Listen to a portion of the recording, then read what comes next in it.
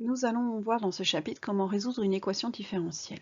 Et dans un premier temps, nous allons, dans cette vidéo, voir comment résoudre ce que l'on appelle une équation homogène, c'est-à-dire de la forme y' égale a fois y avec a un nombre réel.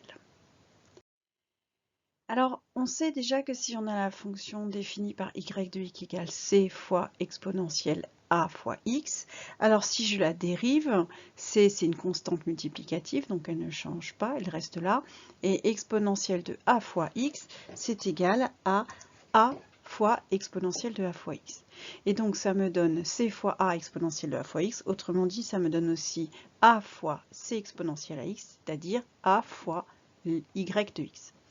Donc, cette fonction, définie par y de x égale c exponentielle à x, est une solution de l'équation différentielle y' égale ay. Et nous allons admettre que c'est la seule, c'est-à-dire que les solutions de cette équation différentielle sont les fonctions qui s'écrivent f de x égale c exponentielle a fois x, avec c une constante que l'on définira en fonction des conditions initiales. Ce qui nous mène à la propriété suivante. Les solutions de l'équation différentielle y' égale ay que l'on appelle équation homogène sont les fonctions définies sur R par y qui à x associe c exponentielle à x, où c est une constante réelle quelconque. Donc je rappelle, y c'est une fonction.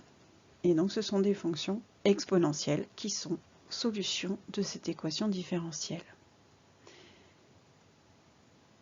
Voyons sur un exemple. On vous demande de résoudre les équations homogènes suivantes. Alors commençons par la première. Y' égale moins y. Donc on remarque que c'est une équation qui s'écrit sous la forme y' égale a fois y avec a qui est égal à moins 1. Donc j'applique la propriété et je remplace a par moins 1. Donc les solutions sont les fonctions de la forme y de x égale c exponentielle de moins 1 fois x, c'est-à-dire c exponentielle moins x, avec c une constante réelle. Deuxième exemple, si j'ai y' égale 2y, dans ces cas-là j'ai a qui vaut 2. Par conséquent, les solutions sont celles qui s'écrivent sous la forme f de x égale c exponentielle 2x, puisque a vaut 2, avec c, un réel. Troisième exemple, cette fois-ci l'équation est écrite un petit peu différemment. J'ai 3y' moins y égale 0. Donc je vais déjà essayer de l'exprimer sous la forme y' égale a fois y. Donc ça me donne, en ajoutant y des deux côtés, 3y' égale y. Je divise par 3 des deux côtés, j'obtiens y' égale 1 tiers de y. Donc là j'ai bien une équation homogène de la forme y' égale a fois y, avec a qui vaut 1 tiers. Donc les solutions sont les fonctions qui s'écrivent sous la forme f de x égale c exponentielle de 1 tiers de x, c'est-à-dire c exponentielle x sur 3 avec c un nombre réel.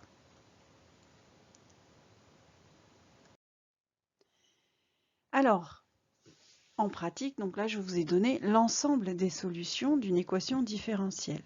Mais en pratique, on va souvent avoir une condition particulière, notamment en sciences physiques, et c'est cette condition particulière qui va nous permettre de déterminer la constante C.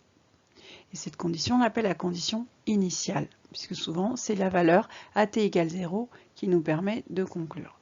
Donc la condition particulière y de x0 est égale à k nous permet de choisir parmi les solutions de l'équation différentielle celle qui vérifie cette fameuse condition, donc la fonction qui résout notre problème.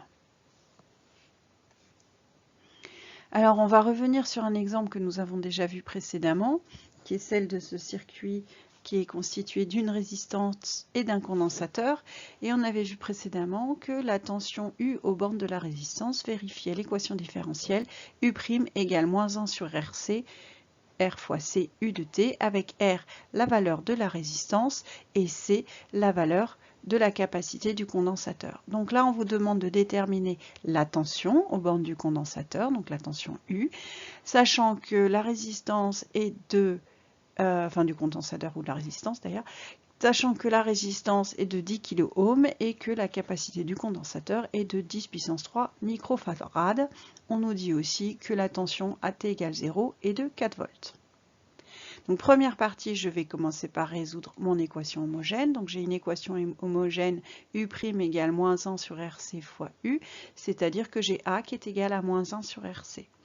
Par conséquent, j'en déduis d'après la propriété précédente que la tension U est de la forme K fois exponentielle de moins 1 sur RC fois T. Vous remarquerez que j'ai évité d'utiliser la lettre C pour la constante puisque C correspond à la capacité du condensateur. Donc K exponentielle moins 1 sur RC fois T.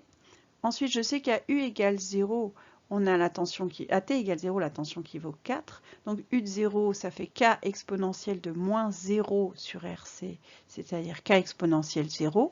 Exponentielle 0 est égal à 1, donc K exponentielle 0, ça fait K. Et on a dit U de 0 égale 4. Donc K est égal à 4. Ensuite, on va calculer RC.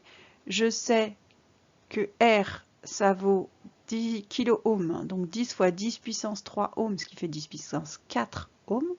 C fait 10 puissance 3 microfarad, donc c'est 10 puissance 3 fois 10 puissance moins 6 farad, ce qui me donne 10 puissance moins 3. Donc R fois C, ça fait 10 puissance 4 fois 10 moins 3, ce qui me donne 10. Et donc en faisant l'application numérique par toutes les valeurs que je connais, j'obtiens que la tension aux bornes de ce condensateur est égale à 4 exponentielle de moins T sur 10. Donc là, j'ai déterminé la solution qui correspond à mon problème, qui vérifie la condition initiale U0 égale 4. Enfin, un dernier exemple. Nous avions vu le cas de la décroissance radioactive et on avait vu que la quantité d'isotopes radioactifs dans un corps est donnée par l'équation différentielle, enfin vérifie l'équation différentielle n' égale moins lambda fois n. Lambda étant lié à l'isotope radioactif. Imaginons que nous avons donc une quantité d'isotopes radioactifs n de T avec une quantité initiale qui vaut n0. Donc j'ai n' égale moins lambda n, ça veut dire que A est égal à moins lambda, donc les solutions sont de la forme n de t égale c exponentielle moins lambda t. Or je sais que n de 0, c'est la quantité initiale, ça vaut n0, mais ça vaut aussi c exponentielle de moins lambda fois 0, donc c exponentielle 0 qui vaut c, donc j'obtiens que n0 est égal à c. Et donc la formule qui me donne la concentration d'isotopes radioactifs à l'instant t dans un corps est n de t égale n0 exponentielle moins lambda t avec lambda lié à l'isotope.